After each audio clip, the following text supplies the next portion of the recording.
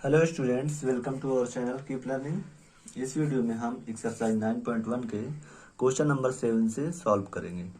ठीक है, तो चलिए शुरू करते हैं। क्वेश्चन नंबर 7 दिया गया है, भूमि के एक बिंदु से एक 20 मीटर ऊंचे भवन के शिखर पर लगी एक संचार मीनार के तल और शिखर के उन्नयन कोण क्रमशः 45 अंश और 60 अंश हैं।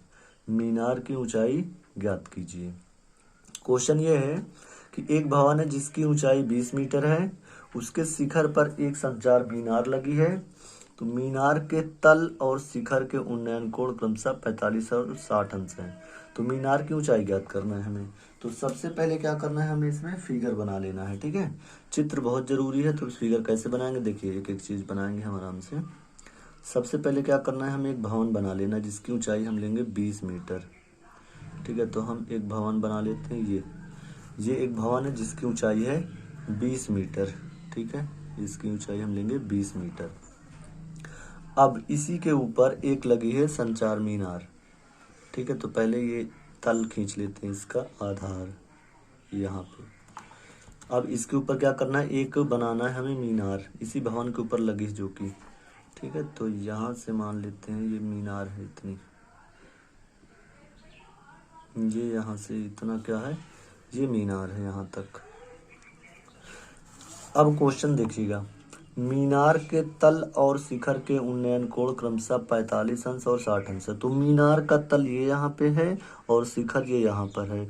तो तल से जो यहाँ पे कोण बन रहा है वो है 45 अंश, और उसके शिखर से जो यहीं पे इसी बिंदु पे कोण बन रहा है वो है 60 अंश का।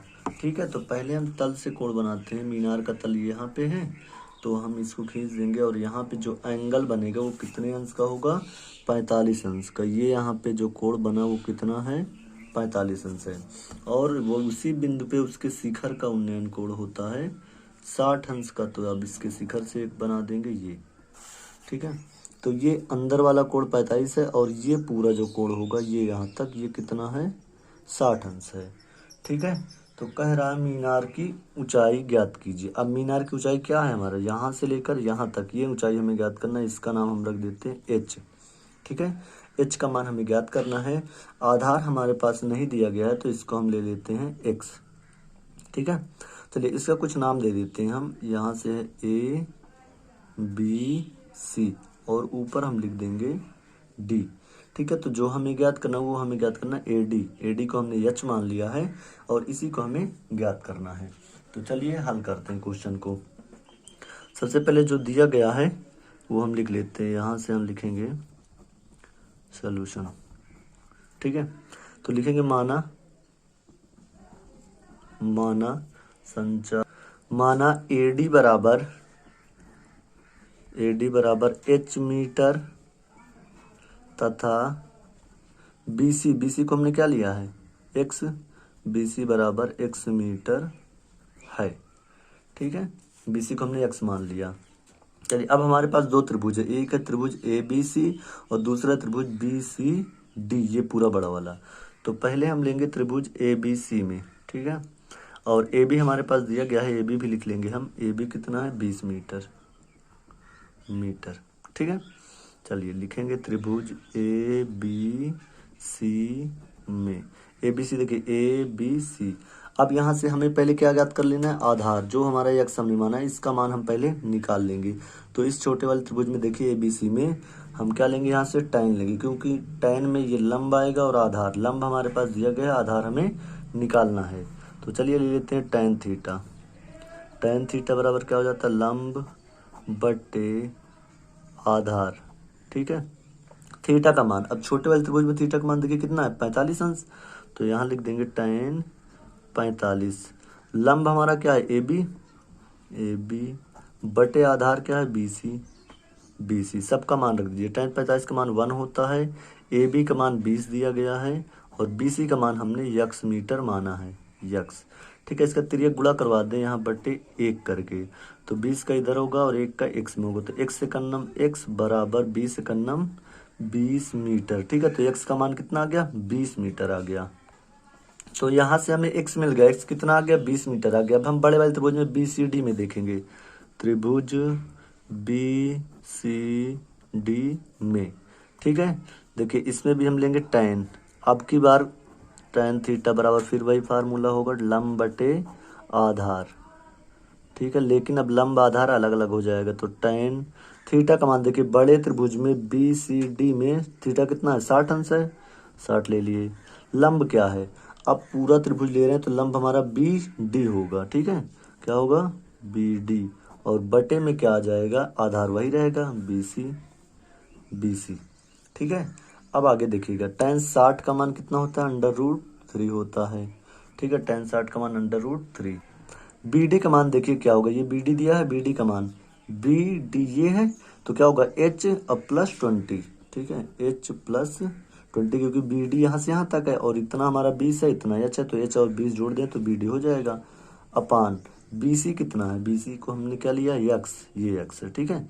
तो √3 बराबर H + 20 और बट्टे में क्या हो जाएगा, देखिए x का मान हमने निकाल लिया पहले ही 20, तो ये रख दीजिए 20, फिर ये गुणा करवाइए इसका इधर हो जाएगा, तो H + 20 बराबर 20√3, कितना होगा 20√3, 20 का इधर हुआ, तो H बराबर 20√3 माइनस 20, ये 20 इधर गया माइनस हो गया, तो H बराबर 20 क्या है दोनों में कॉमन है, यहाँ पे क्या बचा √3 - 1, तो 20√3 - 1 यही हमारा H का क्या हो गया मान, H ही तो हमें निकालना था, ये संचार मीनार है, इसकी ऊंचाई हमें ज्ञात करना था, तो ऊंचाई आ गई H बराबर 20√3 - 1 मीटर, यही हमारा क्या हो जाएगा आंसर हो जाएगा, ठीक है।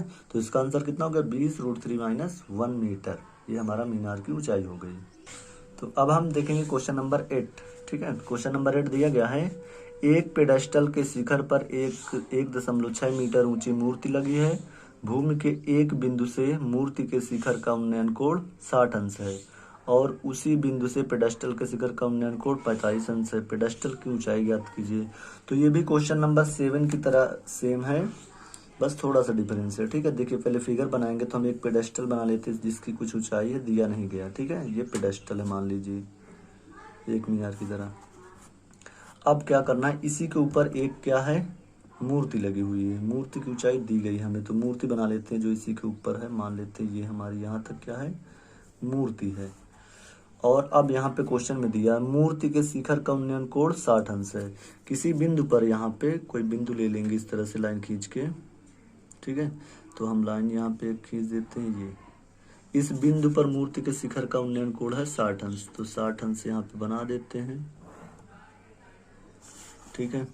इस बिंदु पे ये यहाँ पे मूर्ति के शिखर का उन्नयन कोण है 60 अंश। फिर दिया पेडेस्टल के शिखर का उन्नयन कोण 45 अंश, पेडेस्टल का शिखर कहाँ पे, ये यहाँ पे है, ये मूर्ति का शिखर है, तो यहाँ से जो इसका कोण बन रहा है ये बना देते हैं, ये कितना है 45 अंश है, तो अंदर वाला कोण कितना है ये है 45 अंश, ठीक है। इसका फिर से कुछ नाम दे देते हैं ABC और यहाँ पे ऊपर है D। इस बार इस जो मूर्ति लगी है ऊपर इसकी ऊंचाई दिया गया है 1.6 मीटर और हमें जो ऊंचाई निकालनी है वो पेडेस्टल की ऊंचाई निकालनी है जिसे हम H मान लेते हैं, हमें AB ज्ञात करना है। BC कुछ नहीं दिया तो BC को हम फिर से X मान लेते हैं, ठीक है। सेम क्वेश्चन नंबर 7 के तरीके ये भी सवाल है, तो चलिए सॉल्व करते हैं। सवाल आसान क्वेश्चन एकदम 7 नंबर के तरीके, इसमें उसमें हमें ये ऊंचाई निकालना था, इसमें हमें ये नीचे वाली ऊंचाई निकालना है। तो हमारे पास दो एंगल, एक 60 दिया है और एक दिया है 45 अंश, ये छोटा वाला 45 है और ये बड़ा वाला टोटल यहाँ से यहाँ तक ये है 60 अंश, ठीक है। चलिए करते हैं, तो पहले हम लिख लेते हैं यहाँ पे जो जो हमने माना है, माना AB बराबर H मीटर, देखिए AB को हमने H लिया है, तथा BC बराबर X मीटर, ये नीचे वाली BC को हमने X माना है, और AD दिया गया है, AD बराबर है 1.6 मीटर ये ऊंचाई, ठीक है। और हमें BD की भी ज़रूरत पड़ेगी तो BD हम लिख लेते हैं, तथा BD बराबर देखिए BD क्या होगा BD H + 1.6 क्या हो जाएगा H + 1.6 मीटर टोटल, ठीक है। ये BD हो गया। तो अब हमारे पास दो त्रिभुज है, एक छोटा वाला एक बड़ा वाला, तो पहले छोटा वाला ले लेते हैं। त्रिभुज ABC में क्या लेंगे tan थीटा बराबर क्या होता है लंब बटे आधार, ठीक है। तो थीटा का मान छोटे वाले त्रिभुज में कितना है, देखिए ये 45 अंश है, तो यहाँ पे रख देंगे tan 45 बराबर लंब क्या है इसमें, देखिए इसके सामने कोण ये भुजा हो गई AB लंब, और आधार क्या हो जाएगा ये BC। tan 45 का मान रख दीजिए 1, AB का मान हमने लिया h और BC का मान x है, तो h/x बटे एक करके त्रिज्या गुणा करवाएंगे तो x बराबर क्या आएगा, h आएगा, x बराबर h। ठीक है, इसको समीकरण 1 डाल दीजिए, चाहे h का इधर 1 में गुणा हुआ और x का 1 में, तो x एकन्नम x, h एकन्नम h। अब हम बड़ा वाला त्रिभुज लेंगे जिसका नाम है BCD, तो लिखेंगे त्रिभुज BCD में, अब BCD में कोण कितना है, ये वाला 60 अंश है, तो लेंगे पहले हम tan थीटा बराबर फिर से वही लंब बटे आधार, ठीक है। tan थीटा का मान कितना है 60 अंश है, बराबर लंब कितना है, इस बार लंब हम पूरा लेंगे BD क्योंकि कोण पूरा है हमारा, तो BD बटे BC हो गया। ठीक है, अब आगे देखिए tan 60 का मान कितना होता है √3, तो यहाँ पे रख देंगे √3 रख देंगे। ठीक है, बराबर BD का मान कितना है, देखिए BD हमने लिया h + 1.6 अपान में BC कितना है हमारा, BC x है, x ले लिए, यहाँ बटे 1 करके त्रिज्या गुणा करवा देंगे, h का इधर करवा देंगे और √3 का इधर, देखिए √3x में हुआ बराबर h + 1.6 का 1 में हुआ तो इतना ही आएगा।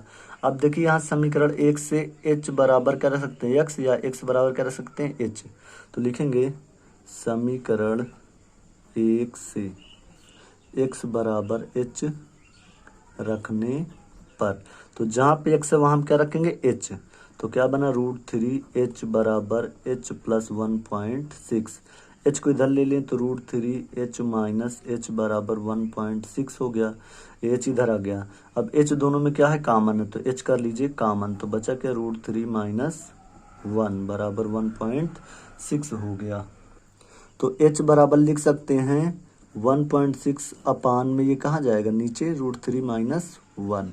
ठीक है, ये वाला नीचे आ गया। अब देखिए इसको थोड़ा सा और हल करेंगे तो लिखेंगे यहाँ पे परिमेयकरण करने पर,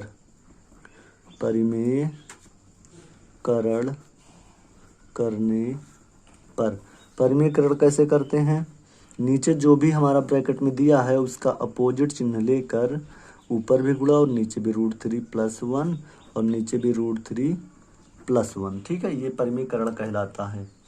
आगे इसको हल करेंगे तो ऊपर कुछ नहीं करना आपको, 1.6 × √3 + 1, नीचे देखिए एक फार्मूला बन गया, फार्मूला क्या होता है देखिए लिख लीजिए, ये होता है a² - b² बराबर a + b और a - b।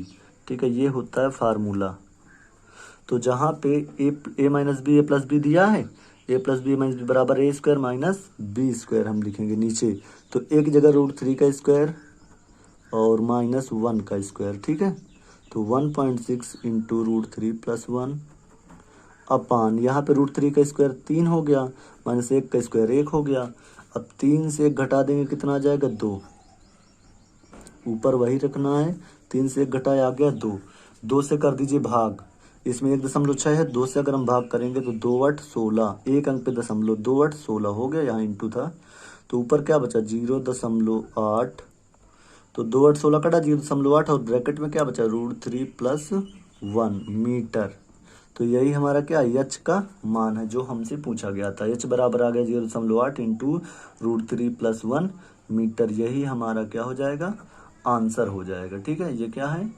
आंसर है हमारा। ठीक है, तो चलिए इस वीडियो में इतना ही, मिलते हैं अगले वीडियो में अगले क्वेश्चनों के साथ।